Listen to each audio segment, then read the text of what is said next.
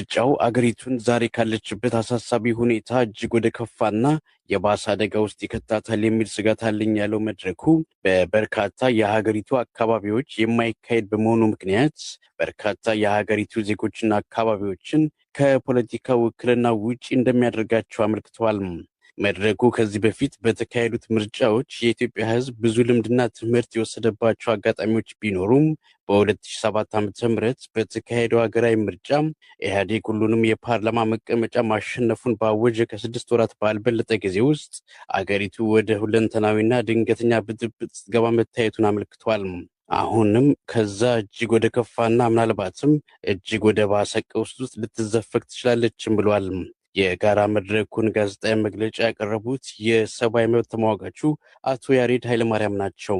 ድህረ ምርጫው የሀገሪቱን የፖለቲካ ቀውስ የበለጠ ሊያባብሰውና የሀገሪቱን እየተላለቁ የመፈራረስ አደጋ የበለጠ ሊያፋጥነውና አይቀሬ ሊያደርገው ይችላል የሚል ከተጨባጭ ግምገማ የመነጨ ስጋት አለ።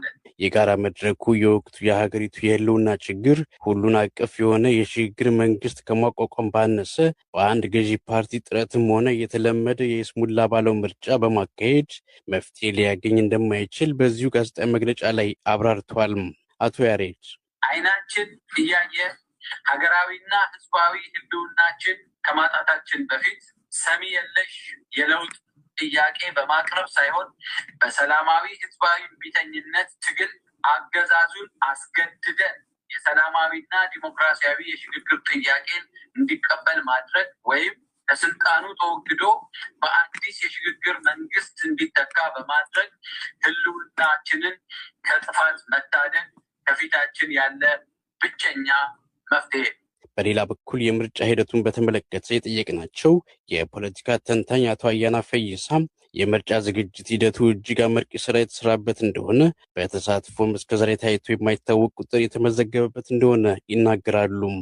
ሂደቱ እንግዲህ የምርጫ ዝግጅትን በሚመለከት ከምርጫ ቦርድ አንጻር በጣም አመርቂ ስራ እንደተሰራ የተፎካካሪ ፓርቲዎች በተደጋጋሚ መስክረዋል። ውጤቶቹም እሱን ነው የሚያመላክቱት።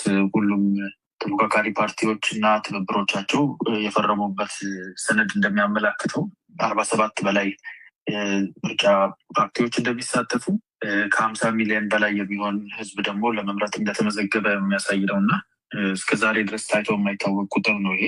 የምርጫውን ቅቡልነት ለማሳጣት የሚደረጉ ያሏቸው እንቅስቃሴዎች የሚጠበቁ ናቸው ያሉት አቶ አያና መራጩ ህዝብ መሪና ወኪሎቹን በሰላማዊ መንገድ ወጥቶ ይመርጣል የሚል እምነት እንዳላቸው አስረድተዋል።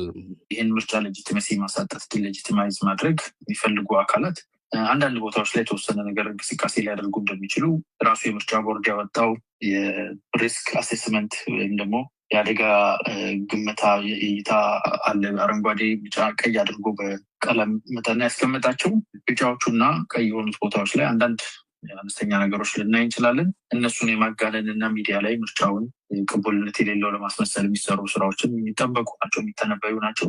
ከዛ በዘለለ ግን የአንድ ሀገር ህዝብ የሚያክል ከአፍሪካ ከ40 በላይ የሚሆኑ ሀገሮችን ህዝብ ፖፑሌሽን የሚበልጥ የተመዘገበው እና ሰፊው የኢትዮጵያ ህዝብ ወጥቶ መሪ እና ወኪሎች የኬንያ ፕሬዚዳንት ኡሁሩ ኬንያታ የኢትዮጵያን ሁኔታ ይረዳሉ ያሉ የምርጫ ጉዳይ ተንታኞች 7ኛውን ጠቅላላ ምርጫ የሚታዘበውን የአፍሪካ ህብረት ቡድን እንዲመሩ የተመረጡት በዚሁ ምክንያት ሊሆን እንደሚችል ተናግረዋል። በተለያዩ የኢትዮጵያ አካባቢዎች ለሚሰማሩት ለነዚሁ የአፍሪካ ህብረት ታዛቢዎች የሚሰጥ የ2 ቀናት ገለጻ ዛሬ በአዲስ አበባ ተጀምሯል። እስክንድር ፍሬው ተከታዩን ዘገባ ልኮልናል። በአዲስ አበባ በተጀመረው የግንዛቤ ማስጨበጫ ገለጻ ላይ መሳተፍ የጀመሩት የአፍሪካ ህብረት የምርጫ ታዛቢዎች ከተለያዩ ሀገራት የተውጣጡ ናቸው።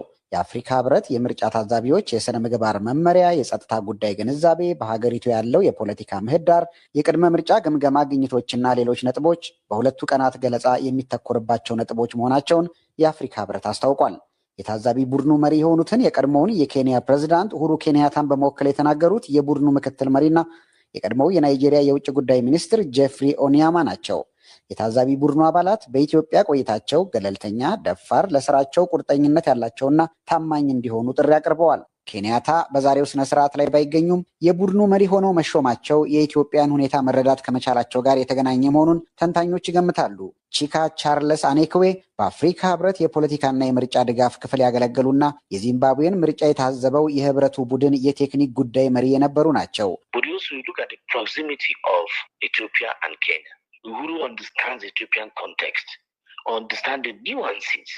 የኢትዮጵያና የኬንያን ቅርበትን መመልከት አለብህ። ኡሁሩ የኢትዮጵያን ሁኔታ ይረዳሉ፣ በኢትዮጵያ ያለውን ሁኔታ ይረዳሉ። ኡሁሩ የተለያየ የፖለቲካ አመለካከት ባላቸው ኢትዮጵያውያንም በቀላሉ ተቀባይነት ያገኛሉ እና እኔ እንደ ምርጫ ጉዳይ ባለሙያ የኡሁሩን ሹመት ተአማኒነት ያለው አድርጌ ነው የምመለከተው። በኢትዮጵያ ከሚገኙና ጉዳዩ ከሚመለከታቸው በርካታ አካላትና ተሳታፊዎች ጋር መስራት ይችላሉ እና የኢትዮጵያን ዲሞክራሲ ሂደት አዎንታዊ በሆነ መንገድ መደገፍ ይችላሉ። ሰባተኛውን የኢትዮጵያ ጠቅላላ ምርጫ ለመታዘብ የሚሰማሩት የአፍሪካ ህብረት ታዛቢዎች ቁጥር 73 ሲሆን 63 በመቶ የሚሆኑት ደግሞ ሴቶች ናቸው። በእንግሊዝኛው ምህጻረ ቃል ISS ተብሎ በሚጠራው የጸጥታ ጥናት ተቋም ውስጥ የአፍሪካ የጸጥታ አስተዳደር ተመራማሪ የሆኑት ዘንጌ ሲማኮሎ እንደሚሉት ቁጥሩ በሌሎች ሀገራት ከነበረው ጋር ተቀራራቢ ነው። Statistically, the AU missions often deploy 50 to 80 plus short-term observers, STOs. For example, in Tanzania, 72. ከቁጥር አንጻር ስንመለከት የአፍሪካ ህብረት በአብዛኛው ከ50 እስከ 80 የሚደርሱ የአጭር ጊዜ ታዛቢዎችን የሚያሰማራው። እንደ ጎርጎሮሳውያኑ የዘመን አቆጣጠር በ2025 በተካሄደው የታንዛኒያ ምርጫ የተሰማሩት 72 ነበሩ። በ2024 በደቡብ አፍሪካ የተሰማሩት ደግሞ 65 ነበሩ። 65 were deployed in South Africa in 2024. የምርጫ ታዛቢዎች የስራ ጥራት ከቁጥራቸው ጋር ብቻ መያያዝ እንደሌለበት አኔክዌ ይናገራሉ። ኢትዮጵያን ምሳሌ በማድረግም ቁጥራቸው ባልበዛ ሰዎች መስራት ይቻላል ያሉትን አብራርተዋል።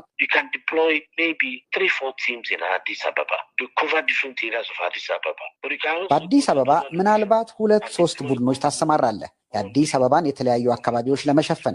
ወደ ሌላ ቦታ ሄደህ ደግሞ አንድ ቡድን ብቻ ልታሰማራ ትችላለህ የተለያዩ ቦታዎችን ለመሸፈን። ስለዚህ የምርጫ ታዛቢ ቡድን ተልዕኮ ጥራት ከተመረጡት ታዛቢዎች ቁጥር ጋር ቀጥተኛ ግንኙነት የለውም።